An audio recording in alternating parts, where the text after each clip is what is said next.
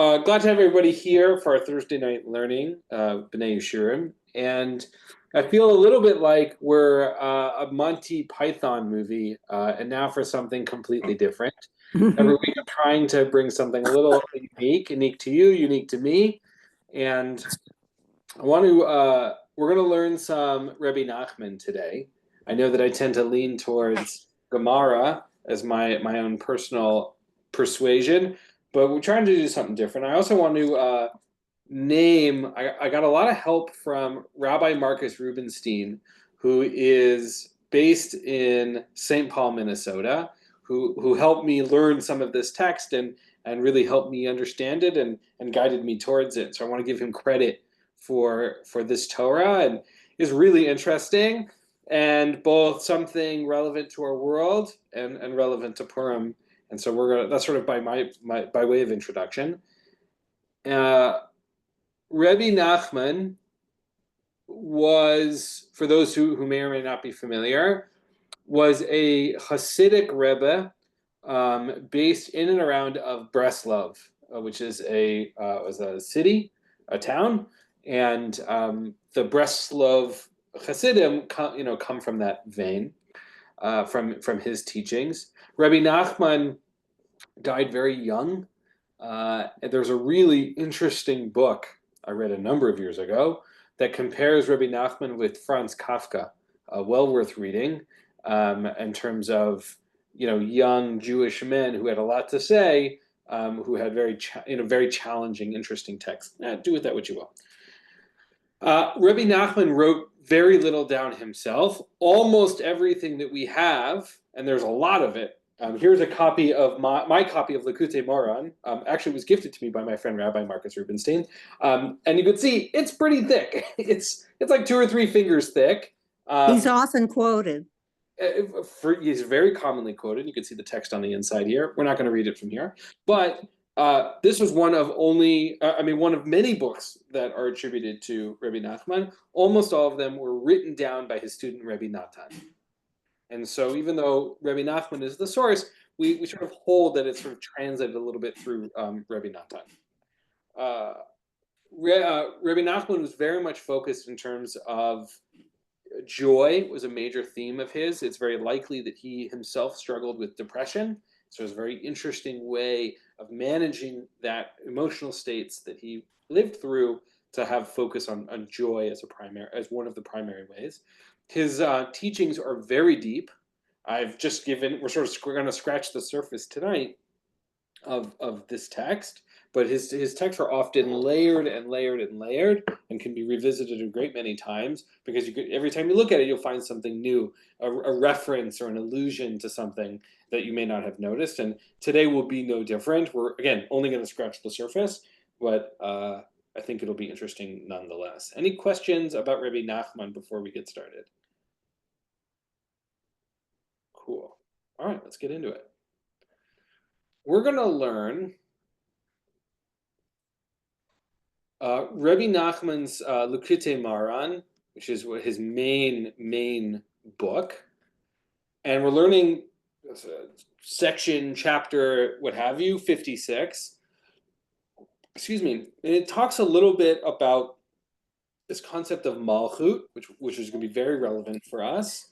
And what he does is use this concept to have a conversation about power and where and how we use power. That's sort of the theme here, and we'll see when we get through it. Malchut is literally translated as kingship. It is one of the 7 sefirot, or one of the lower 7 sefirot. It is usually considered the lowest. It's the one that is closest to human beings. We're not going to get into the sefirot today so much, but in terms of sort of a broad understanding, they represent sort of the distance between us and God in God's purest form, unmediated by reality.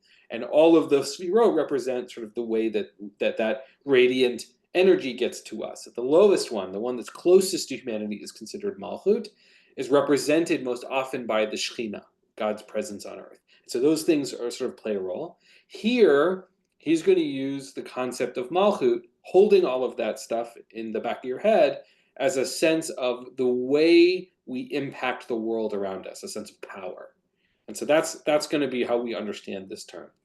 Can I get a volunteer to read the very first paragraph here? And I'll just say this is not my translation, and so take this translation with a grain of salt. Can I get a volunteer to read the first paragraph for me? I'll read. Please, Jackie. In every Jew, there is an aspect of Malchut. Each person, commensurate with his aspect, possesses an aspect of Malchut.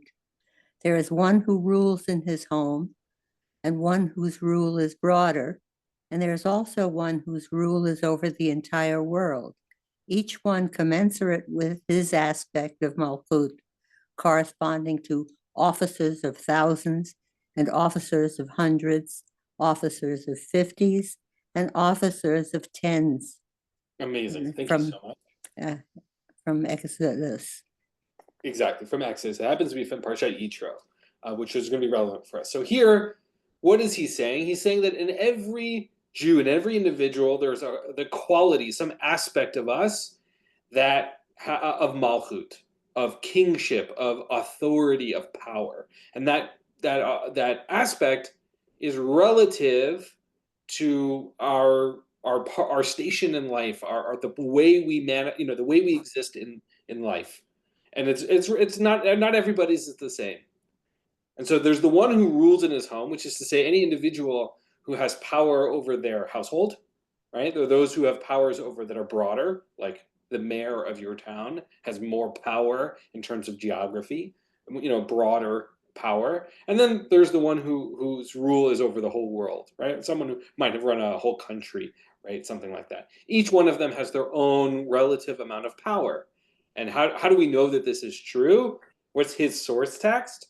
Is this line from Yitro, Parshat Yitro, in which Yitro is telling Moses, you can't be in charge of everything. You got to create some bureaucracy, some hierarchy. And how do we know that there are different layers of this? We have this example of people who are officers of thousands, hundreds, 50s, and 10s, right? Different people in different roles here.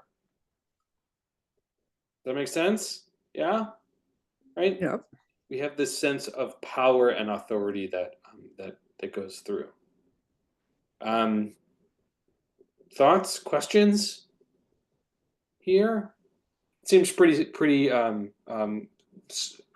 surface level, pretty clear.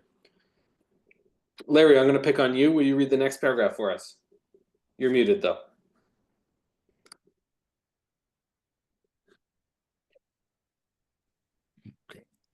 This aspect of Malchut that each person possesses manifests in the revealed and in the hidden.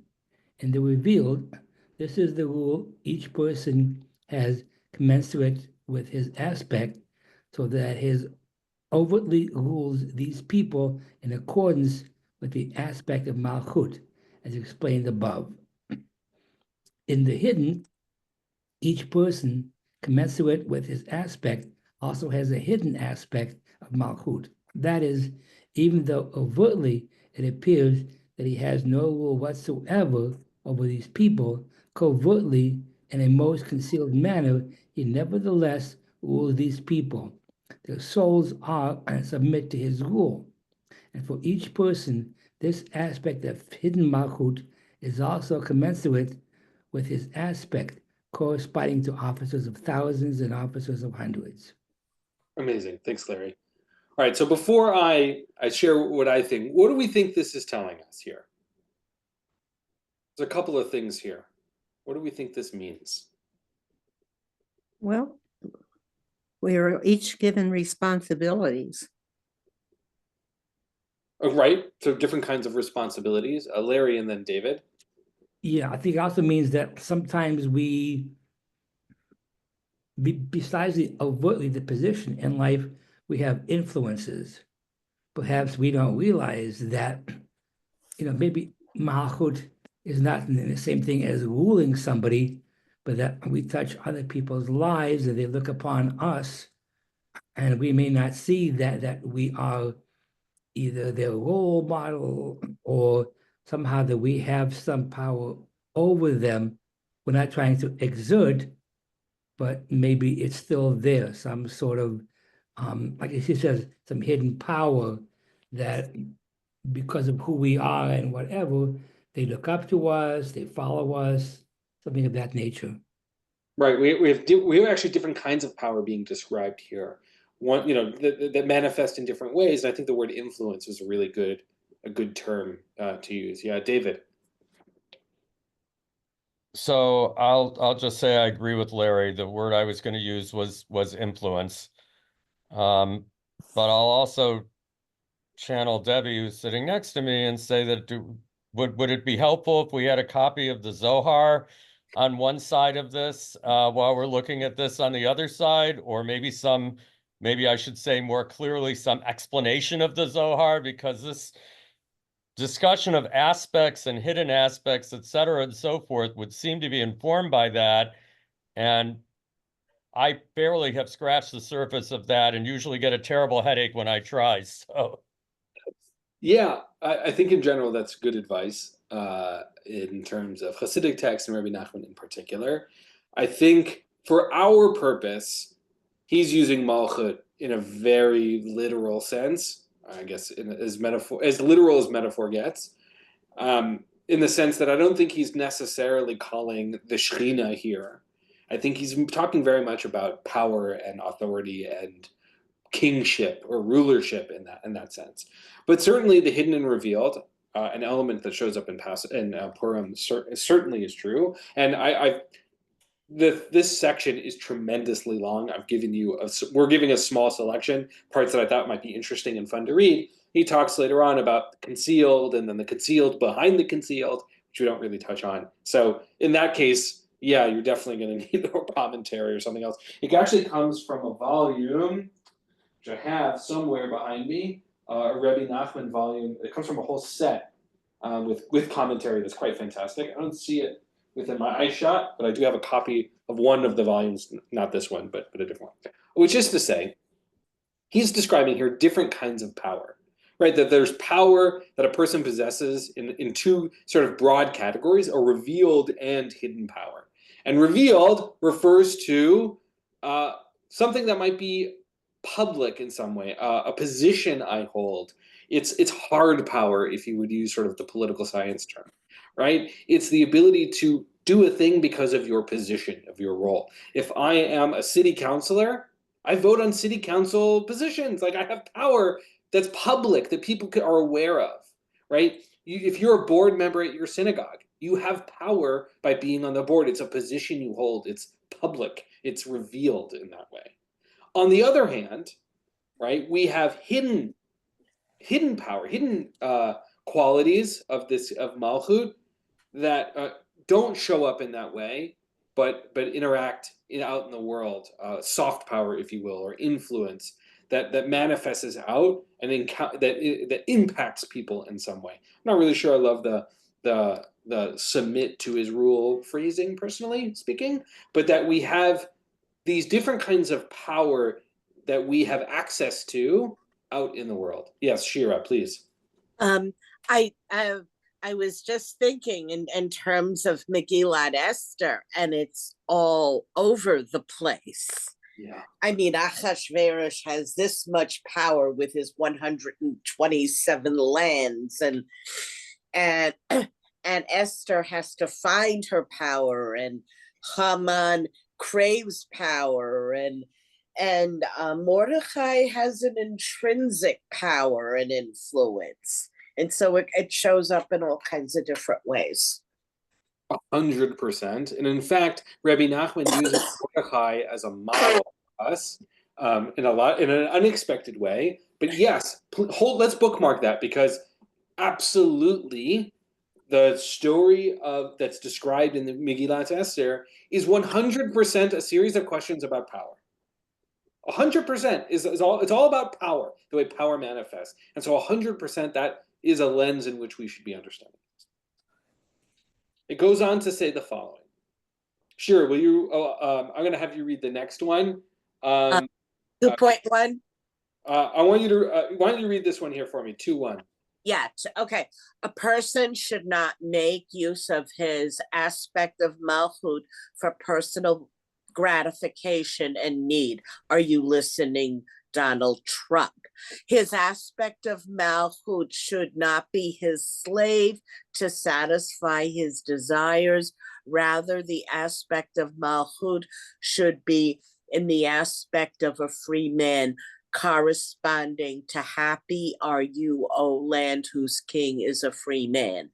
Ecclesiastes 10:17. You should consider the Malchut a free man, not using it for his personal gratification.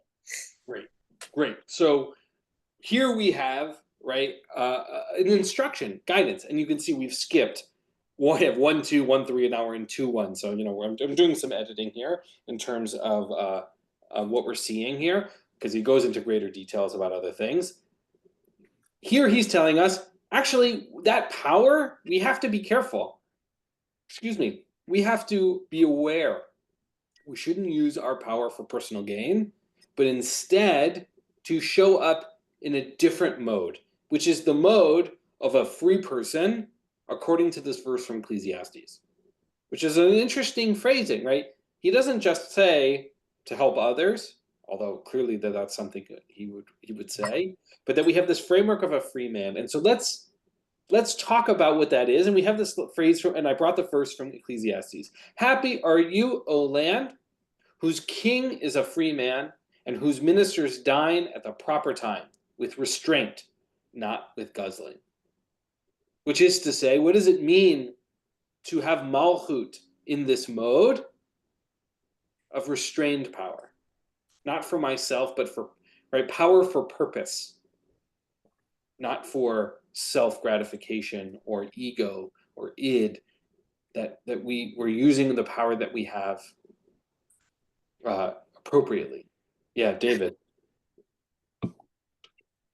So this kind of freedom maybe ties in with the discussion we often have between Pesach and Shavuot, which is, so to speak, freedom for what? And it's freedom to receive the mitzvot and be guided by the Torah. And I would think that maybe that's where he's kind of going here, because the implication of the rest of the verse, whose ministers dine at the proper time with restraint and not guzzling, implies some kind of limits, so that the freedom is properly applied. Exactly, right? One of the funny things, now I'll admit, I have not done a lot of research in terms of what are the power of ancient Israelite kings, but certainly, endless power is not something that is considered an ideal. Certainly when we see King David with those powers, he ends up using them in ways that he shouldn't. And so, yes, absolutely, there's a sense that restraint, limitation is valuable. But I want to be really careful. It's very easy for us to point to someone else and tell them that they should limit their power. Because remember, we're in the land of metaphor here on some level, which is we all have power on some level. So it's not just about telling other people to limit power, although that's true. What might this look like for us in whatever power I use? How can I be using my power in the manifestation of this? Right? Because it's not happy is the king. It's happy are you, O land, whose king is a free person. Right? It's the phrasing in the Hebrew is ben chorin. Right? That same language we use in the blessings in the morning. Right? Who made me, God who made me free. This is about the land, the context, the people who are in this place. They are the ones who are happy when their leaders limit themselves. And we all have power. We're all leaders in some way, whether that's in our household or in our community or in our town or city, country, right, state, whatever. We have power that we use. And this was in the case of Samuel giving the warning when the people wanted a king.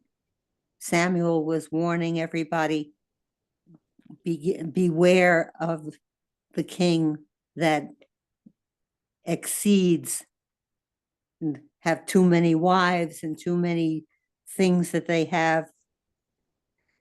Yeah, I don't know that this verse specifically refers to that. But I'm not saying it doesn't. I'm just saying I don't know that it does.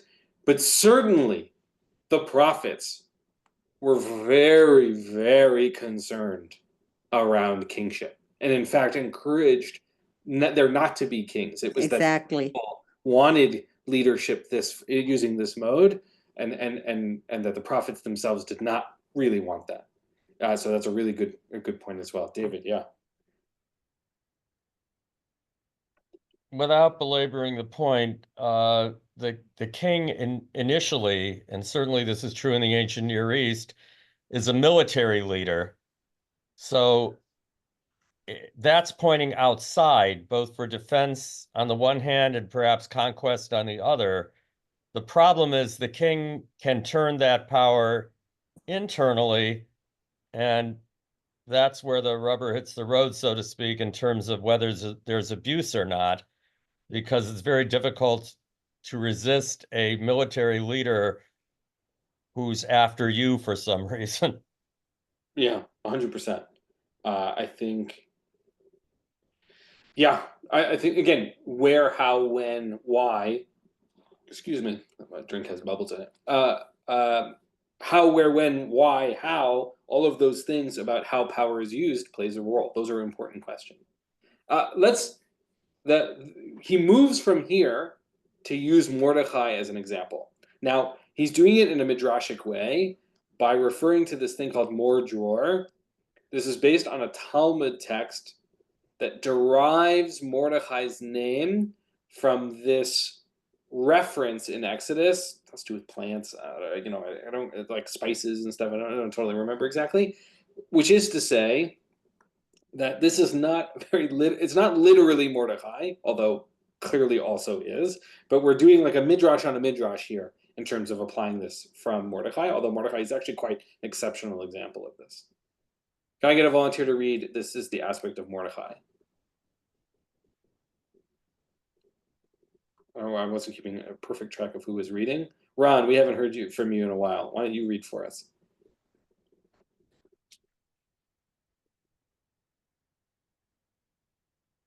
No, maybe not. Maybe he's doing something else. That's good too. Can I get a volunteer to read Aspect of Mordechai? Yeah, Larry, please. Okay. This is the aspect of Mordechai. Mor Deror, the Morut, rule, Malchut, has Dror, independence, and freedom. One should not Which is to say, sorry, Larry, which is to say, they're deriving Mordechai's name from this verse in Exodus, which we get this relationship between these two is based on a Talmud text, and he's further dividing it.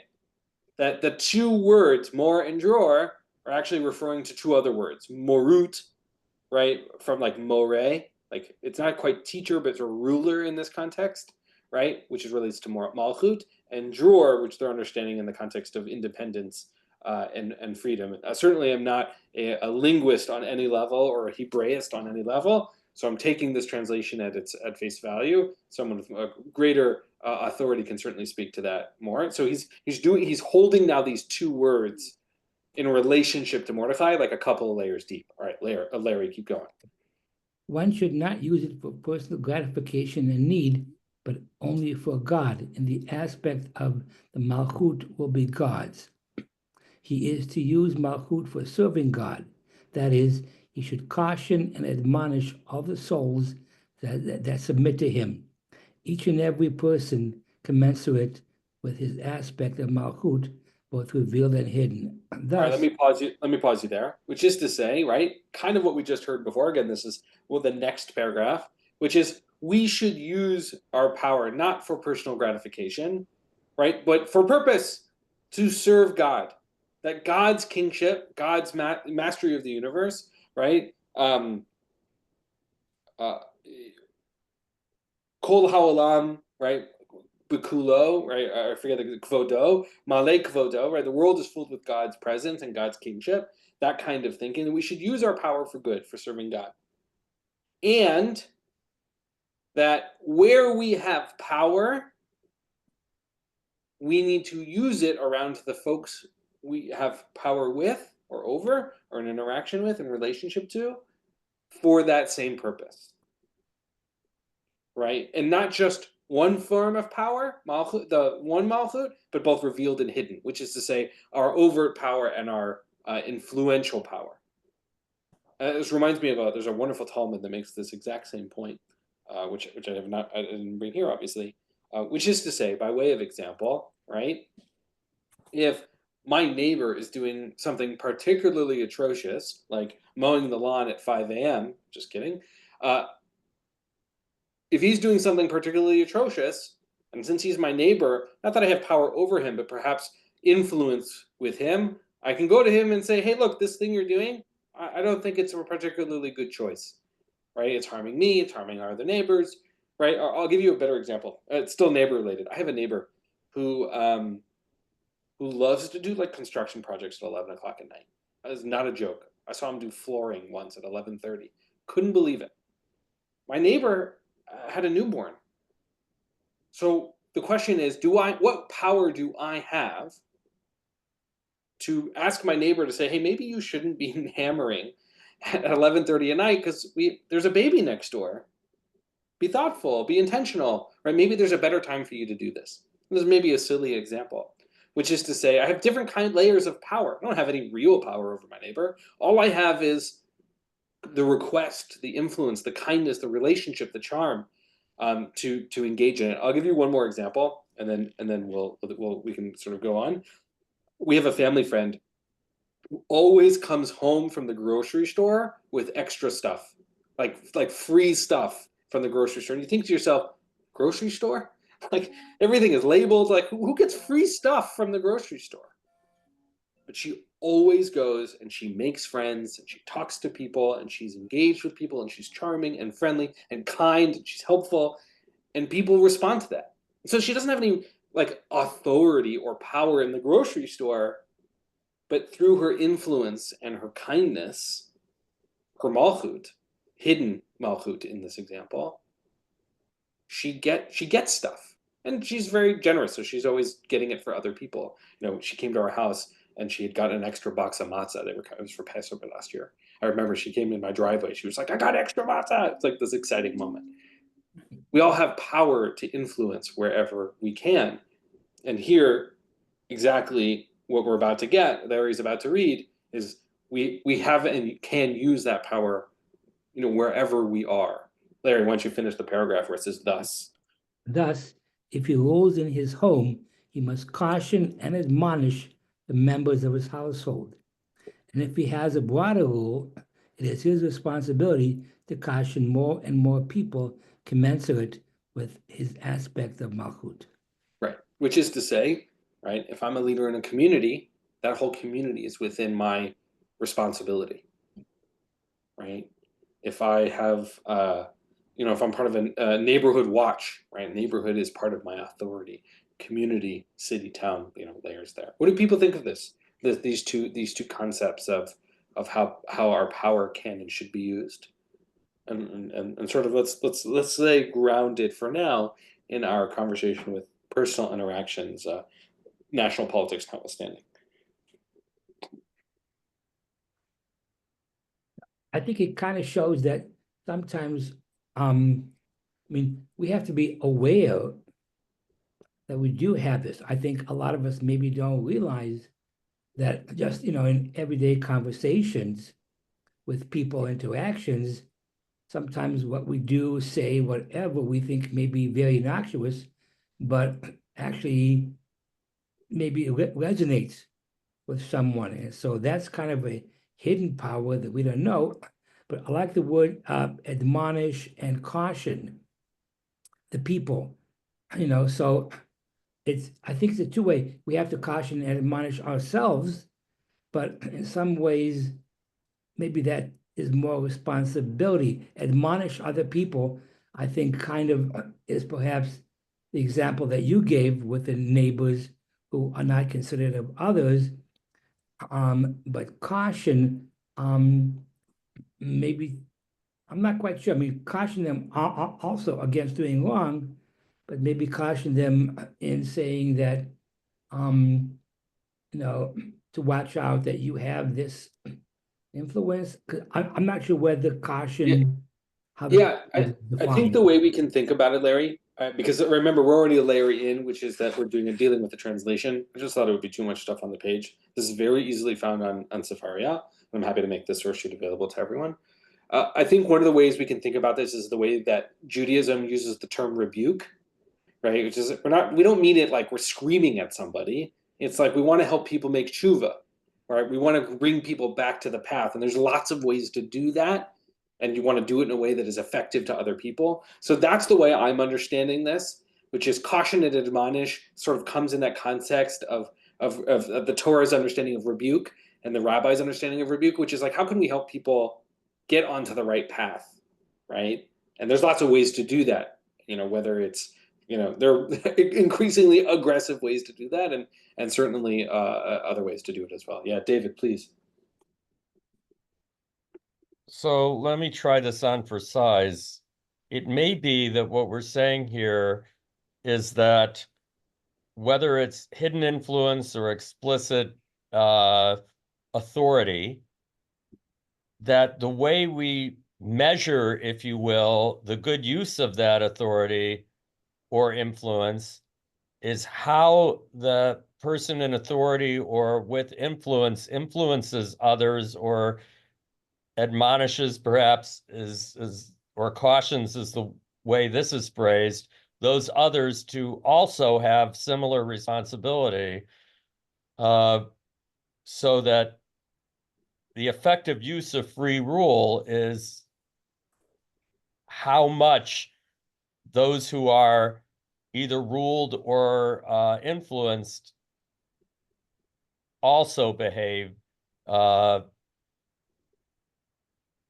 responsibly, or according to the Torah, however you want to look at it. So let me try and understand what I heard you say in different words, which is to say, Yeah, that's probably a good idea. Go ahead. which is to say, right, this is less about, and you'll tell me if I got this wrong. This is less about powerful and powerless. Is that we are in a series of networked relationships, and that even if we're exerting power and influence on somebody else, it's not that they don't have power. They also have power that they are responsible to use in the ways that make sense. Did I get that right? Some version thereof? Yeah, I think so. It's in that relationship that effectively Torah or good behavior would be spread or reinforced. Yeah. It's really hard to have effective power without relationship. It's really, really hard to have effective power without relationship, because that requires then, right, that overt, coercive, in our framework of Rabbi Nachman here, right, of revealed power, is very different than the sort of hidden power here. And I actually want to go back to something that Shira said before, which is this stuff, this whole framework is really manifest in Megillat Esther, right? Mordechai doesn't have any authority in the story. He has no real revealed power. Right? He's not an advisor to the king. He's just a guy who's around. And what does he do with his power? Right? The power he does, a power of influence, the way he shows up in the world, right? He refuses to bow. He says to Esther, "Hey, this is your moment. Take advantage of it." Right? That's a way he's using his power for someone that he has a relationship with, right? To David's point. Or even just Esther, right? Shira, you said this so well before, and feel free to jump in, right? She has to figure out how to use the power she has. She's not authorized to show up to the king, and yet she does, right? How can she use her power in a way that makes sense? Achashverosh, person who has overwhelming power, actually failed at getting his first wife to show up, right? She refused. His overt power didn't manifest to very much. these questions of power are absolutely interwoven into the Megillah and the story we're reading. And we didn't even talk about Haman yet, although we will before we end today, which is, what is Haman using his power for, right? A person who does have authority, who shows up as the advisor to the king. Any thoughts? Any examples from the Megillah that you can think of that? So hopefully I didn't mention them all. I'm certainly I didn't.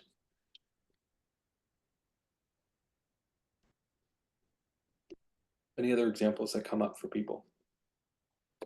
Or even if we think about, I'll throw one out, please. which is, and I don't remember the names correctly at this point, and I don't have Megillat Esther next to me, but there's a eunuch or somebody in charge of the women, and his influence on the situation, if you will, is he seems to know what the king likes, and he helps Esther be able to present herself that way. Amazing, right? Great example. Not someone who has a lot of authority with the king, and yet through his influence was able to create change. Great example. Bigtan and Teresh? I don't remember exactly.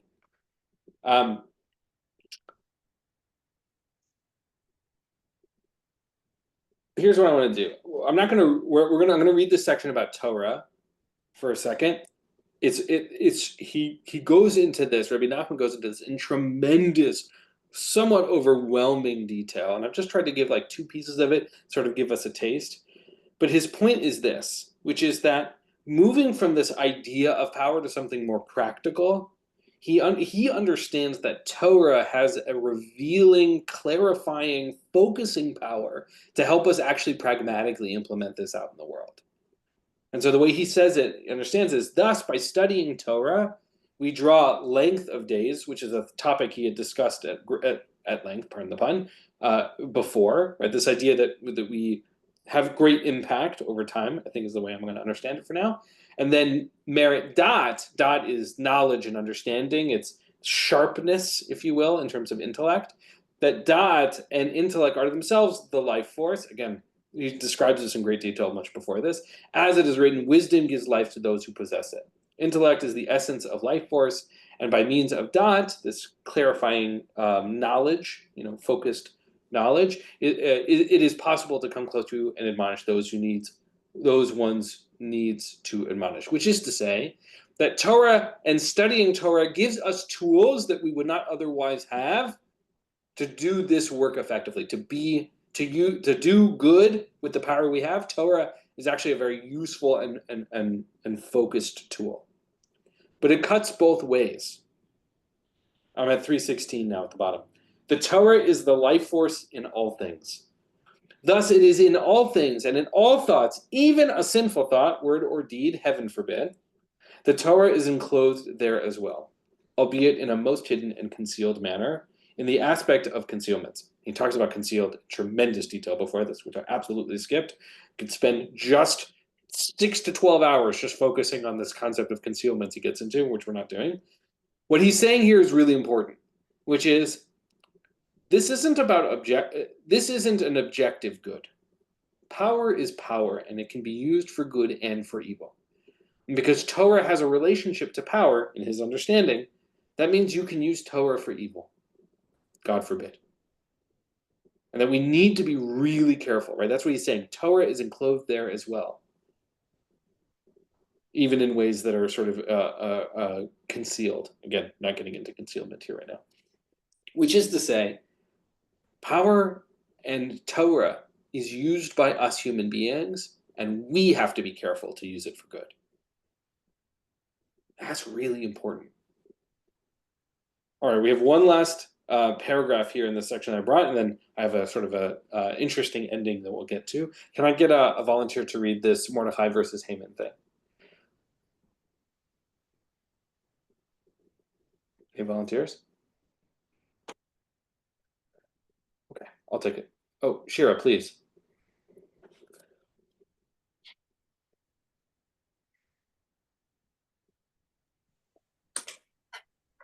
Mordechai versus Haman.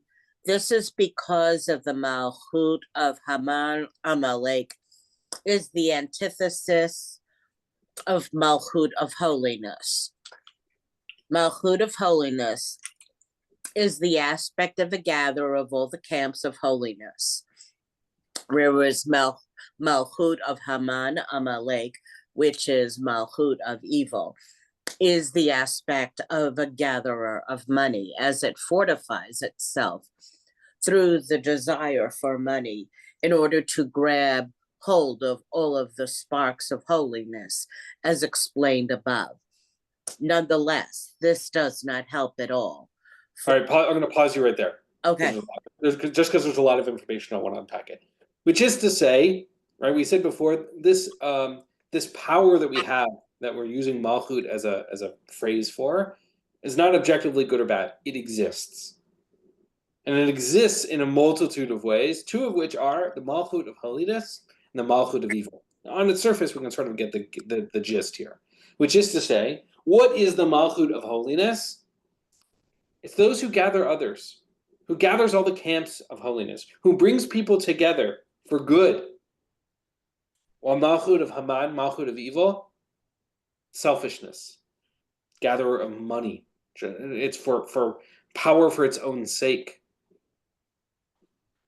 And that it itself doesn't, it is the malchut of evil here that is sustained by the desire for money is ultimately unsatisfied because it exists to get more money overall. So it just keeps going. It's hungry. That kind of power is hungry. But it ultimately does not help it at all. It remains unsatisfied. Shira, keep going. For Malchut of holiness, which is the aspect of Mordechai, has the power to extract from it all the money and all the sparks of holiness that it swallowed. He has given wisdom, da'at, and joy to the man who pleases him. But to the sinner, he has given the need to gather and amass, that he then handed over to one who is pleasing to God. Which is to say here that for those who use power for good, right?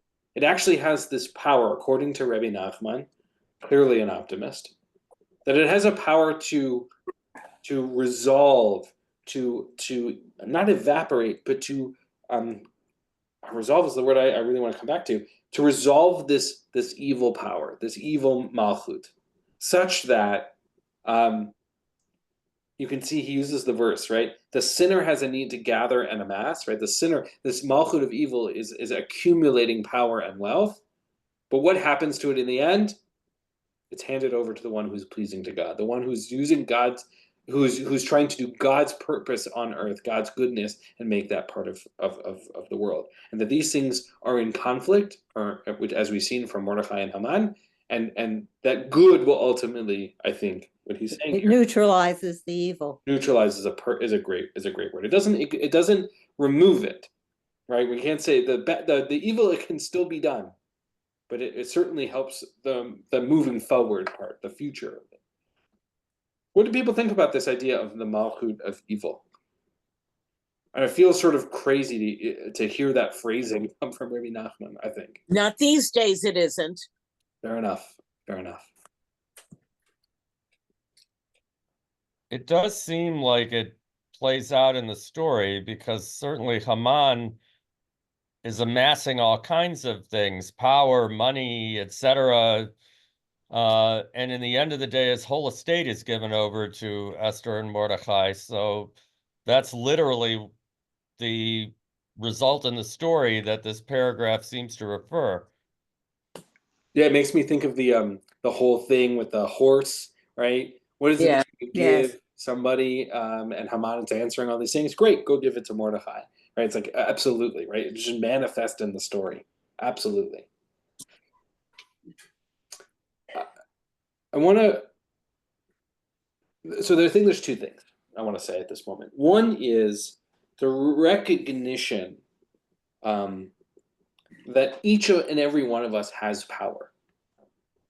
in ways that we do and don't recognize.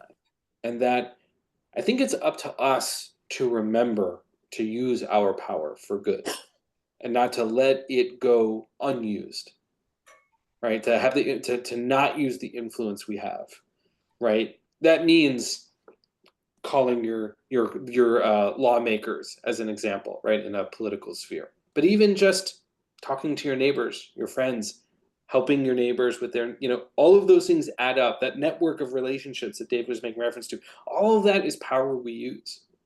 And it's the power, right, around selfishness and selflessness.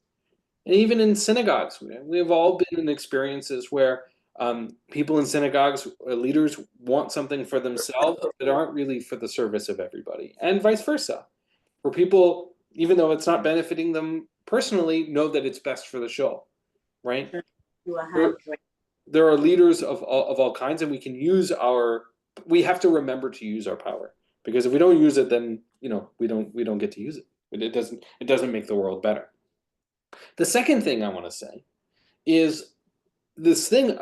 It's very recently that I learned this, and I didn't totally understand this relationship. That there's a series of texts that are actually a pair with Rabbi Nachman's text, and I thought it would be a nice way to sort of end our learning today, which is Rabbi Natan, who wrote down all of these texts from Rabbi Nachman.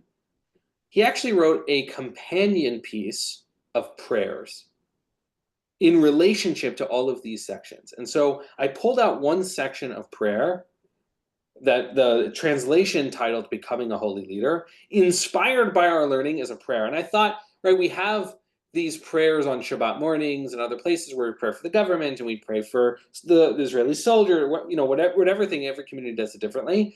I was imagining to myself what it would look like to add a prayer for me, the individual, about what it means to be a leader, to use my power for good. And I thought I would read it here. This is in relationship. This is another volume called Likutei Tefillot. So it's not Likutei Moharan, but Likutei Tefillot that is specifically in alignment of creating prayers relative to the text. So this one is from Likutei Tefillot 56, and this is Likutei Moharan 56. These things are two in relationship. And so I thought I would read it for us here as a way of concluding our learning and maybe giving us some oomph to think about how we want to bring our own power to bear in the worlds to come, and that maybe this would speak to you in a future date as well. Lead me to a perfect awareness of holiness, so that I will adorn myself and others too with a truly complete repentance.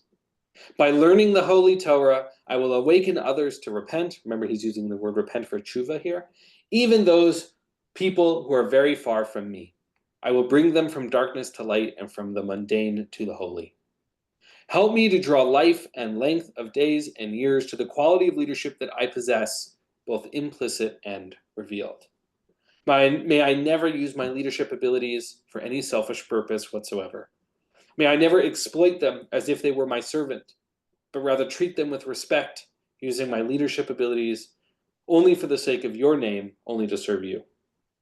Graciously give me a holy awareness, so that I will know how to admonish all those who are under my influence, be they my sons, daughters, and other family members, or my friends and others in my circle. May I admonish them and guide them in your Torah, inspiring them to return to you, not to follow after the stubbornness of their evil hearts, but instead to look at themselves and have pity on their souls, so they will cling to your ways of your Torah, turning away from evil and doing good, never swerving from the mitzvot right or left. Keep me from being damaged, heaven forbid, by my relationship to my trait of leadership. Rather, help me draw into my leadership abilities a good and long life. May I bring all my leadership abilities to you without using them for selfish purposes, but solely for your name. As the verse states, sovereignty belongs to Hashem. We all have power. They say that, right? All absolute power corrupts absolutely. Power is dangerous. It's like a fire. It burns. We have to be very careful with power and be careful with those we give power. And this is a reminder, both the prayer and the learning we did today, to remember to use our power, to use it for good, and to remind ourselves constantly, not just to use it, but to not let it use us. not to treat it like a weapon or a tool, but as bringing the world into a better place, into a holier place, a place where goodness is the world is brighter as a result of it. It's not easy. If it was easy, we'd all be doing it already. It is a challenge for each and every one of us to remember and to keep ourselves aligned.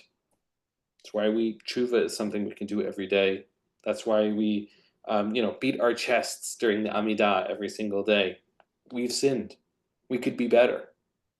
Every day is an opportunity. Did I use my influence for good? Did I help a neighbor or friend or someone in my world be better than they were? That's the question. And by understanding our relationship with power as both hidden and revealed, as things overt and things less so covert, we can remember that our impact is greater than we can perceive. In moments when it feels like, what am I supposed to do? I'm not in control of this situation. Well, there's always something in our control. There's always something we can do, always influence we can make. Might be small, but every small bit adds up in the end of the day. I'll end the way this did. As the verse states, sovereignty belongs to Hashem. All we can do is our best. I'll end us there. We are not meeting next week because of Tu B'Shvat, so I will see you in 2 weeks. And thank you so much for learning with me, and have a wonderful, wonderful rest of your day, and an early Shabbat Shalom.